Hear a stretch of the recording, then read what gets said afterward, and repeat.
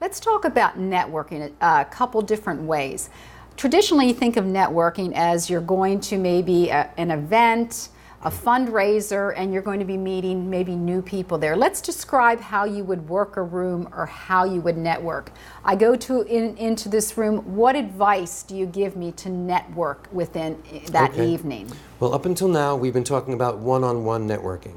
Okay. Where you ask someone to meet you at their office or at a Starbucks where you can have a one-on-one discussion. Okay. But you're exactly right. Another whole level of networking is group networking, like you said. And so in that case, it's important to have a strategy before you even go into the room. What are you trying to accomplish? And in most cases, this is what you should try to accomplish. You're going to be sort of like a butterfly, flitting around from one flower to the next, seeing how it smells, seeing if there's anything there, seeing if there's any nectar there. In other words, you're testing things out and being drawn to the best sources of information, best sources of nourishment. So when you go into a networking group meeting, the idea is to have many, many short conversations. Just testing it out, maybe exchanging cards, talking about possibly getting together again in the near future.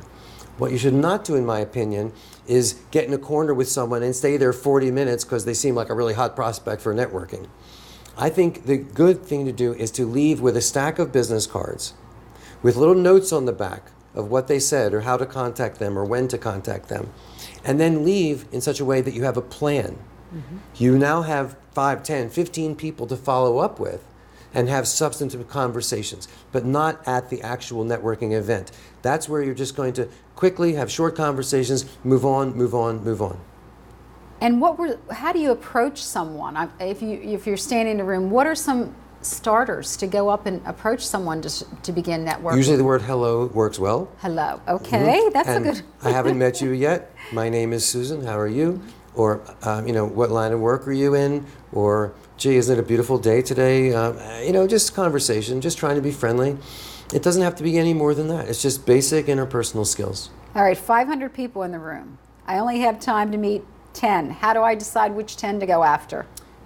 Usually, pinpointing people and going after them, chasing them around the room doesn't work very well. Believe it or not, my answer is to talk to the people you're around.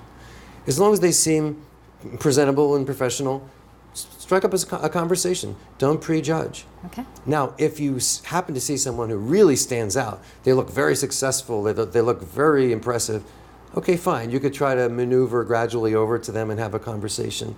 But don't make a habit of chasing people around the room.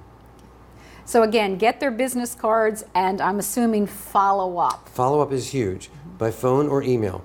Ask them, may I follow up with you? It seems like we have a lot to talk about. Ask them, how should I contact you? Do you prefer to be contacted by phone or by email? When? Are you going to be in town tomorrow or the next day? It's really a good idea to ask these questions, put some notes on the back of their business card before you put it in your pocket. Okay. And then at that time, would you possibly engage in linking in with them on LinkedIn? I think maybe. If they mention LinkedIn, if you have a great conversation, even a brief conversation, sure. But use your better judgment. If you have a very brief conversation, you hardly know this person at all, I would hold off on the LinkedIn part until after you have a more substantive conversation. And build that relationship.